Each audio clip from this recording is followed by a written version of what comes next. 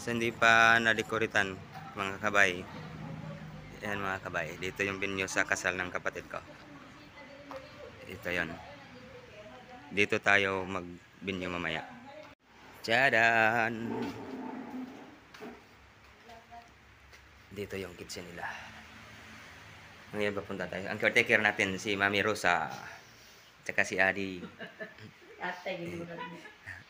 Ito yung room nila guys. Yan ah. Ang ganda, di ba? Yan, kompleto na yan. Punta tayo sa kabila. Ito sa kabilang room. May isang bed na tapos meron na ditong CR, may sariling lababo. Yan. Yan guys. Mga kabay. Ito yung venue na nirenta nila. Mayroon para ron sa taas. Ngayon mga kabay, dito tayo sa taas naman. Tingnan natin. Yan, tingnan natin mga kabay. Ganda dito mga kabay, oh. Tumpak ang view mga kabay. Yan ang dagat mga kabay, makikita mo dito mula dito. Yan, ang ganda dito mga kabay. Sulit na sulit mga kabay. Dito tayo. Yan mga kabay. Laos tayo dito mga kabay. Diretso tayo dito. Ayun, yun ang view. Yun ang view dito. Ayun, makikita natin sa labas. Ayan mga kabay. Isa ito sa lugar na ginirintahan namin para sa ano, para sa kasal ng kapatid ko. No. Sana ba yun? nawala ako sa pintuan. Ayan. Ayan, mayroon din sila itong parang salas nandito sa taas. Ayan. Ang ganda oh.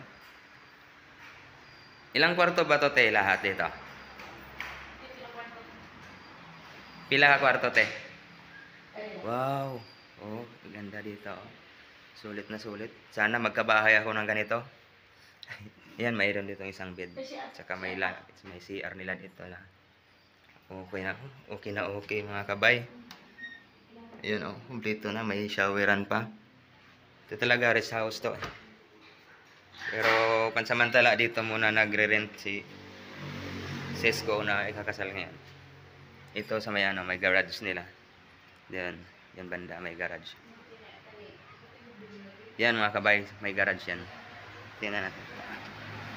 Ayan, ang laki ng garage nila mga kabay. Kahit dump truck pwede na ilagay dyan. Ayun, mayroon nila, may guardhouse nila dyan. Oh. Yung guardhouse nila sa taas. Tapos may isang kwarto pa dito mga kabay. Oh, yan. Yan oh, sa kabila.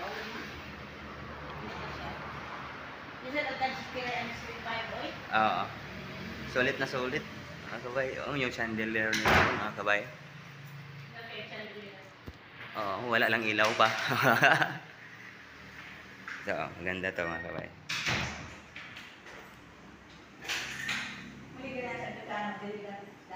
Yan mga kabay. Pwede dito. Tatambay ka. So mamaya mga kabay, hintayin natin yung magde-decorate dito mamaya sa ano, sa baba para sa dekorasyon ng binyo.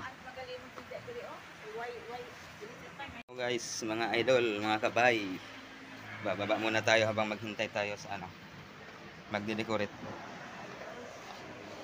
Abangan ang dugtong mamaya. A few moments later.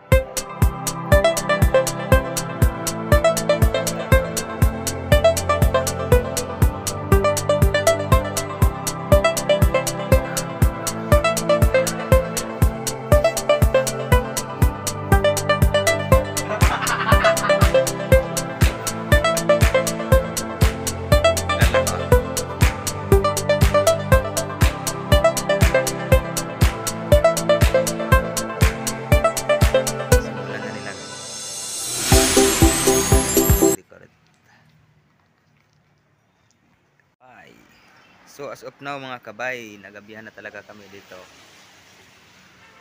Dito pa kami ngayon. Hindi pa sila tapos. Marami pang ginagawa. guys.